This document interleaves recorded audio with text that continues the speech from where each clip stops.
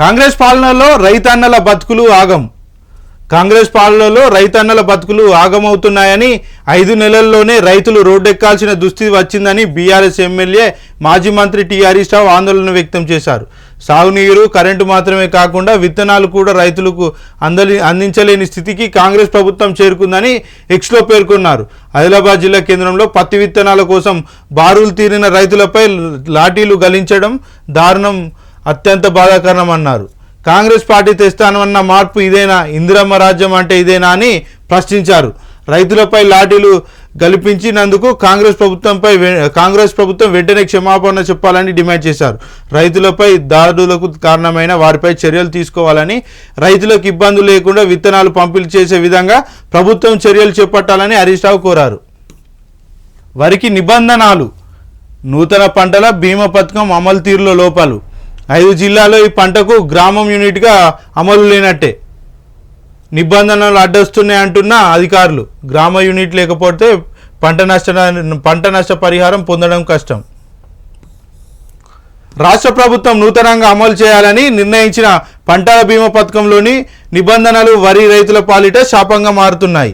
ఒక జిల్లాలో మొత్తం సాగు విస్తీర్ణంలో 20% మించి విస్తీర్ణం ఉన్న పంటలను మాత్రమే గ్రామ యూనిట్గా పంటల బీమా పథకం అమలు చేయాలనే నిబంధన ఉంది. ఈ నిబంధన ప్రకారం సంగారెడ్డితో పాటు వికారాబాద్, జోగులాంబ, గద్వాల, ఆదిలాబాద్, కొమరంభీం, ఆసిఫాబాద్ జిల్లాలో ఏ ఒక్క పంట కూడా 25% మించి సాగు కావడం లేదు. దీంతో ఈ జిల్లాలో గ్రామ యూనిట్గా అమలు చేసే అవకాశం లేకుండా పోతుంది. ఈ వానాకాలం నుంచే కొత్త పథకం అమలు. అధిక వర్షాలు, వడగండ్ల వానలు, ఎదురుగాలులతో కూడిన భారీ వర్షాలతో పంట నష్టపోయిన రైతులకు పరిహారం అందేలా పంటల బీమా పథకం అమలు చేస్తారు. 5 ఏళ్ల క్రితం నిలిపివేసిన ఈ పథకాన్ని పునరుద్ధరించాలని రాష్ట్రంలో కొత్తగా కొలువుదీరిన కాంగ్రెస్ ప్రభుత్వం నిర్ణయించింది. ప్రధానమంత్రి ఫసల్ బీమా పథకంలో భాగంగా ఈ వానాకాలం నుంచే రాష్ట్రంలో ఈ పథకాన్ని అమలు చేసేందుకు చర్యలు చేపట్టింది. నిర్మల్లో వరితో పాటు సోయా కూడా. రాష్ట్ర వ్యాప్తంగా 32 జిల్లాల్లో ఈ పంటల బీమా పథకం అమలు చేయాలని నిర్ణయించిన ప్రభుత్వం అన్ని జిల్లాల్లో వరి పంటను గ్రామ యూనిట్గా అమలు చేసేందుకు నిబంధనలు కల్పిస్తున్నాయి.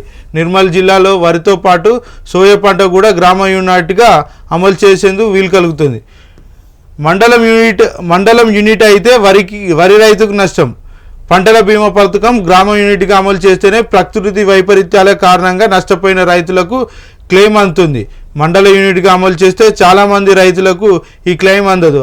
ఎలాగంటే మండల యూనిట్గా తీసుకుంటే అధిక వర్షాలు కానీ, వడగండ్ల వాన కానీ, ఈదురుగాల వర్షం కారణంగా మండల వ్యాప్తంగా అన్ని గ్రామాల్లో మొత్తం వరి పంట నష్టపోతే మాత్రమే రైతులకు పరిహారం అందుతుంది. మండలంలో కొన్ని గ్రామాల్లో పంట నష్టం జరిగి మరికొన్ని గ్రామాల పరిధిలో నష్టం జరగకపోతే పంట నష్టపోయిన గ్రామాల రైతులకు కూడా పరిహారం అందదు. దీంతో రైతులు తీవ్రంగా నష్టపోయే పరిస్థితులు ఎదురవుతున్నాయి. ఈ నిబంధనపై రైతు సంఘాలు పెదవిరుస్తున్నారు. రైతుల ప్రయోజనాలను దృష్టిలో ఉంచుకొని అన్ని జిల్లాలకు ఒకే విధంగా నిబంధనలు సరళీకృతం చేయాలని కోరుతున్నారు.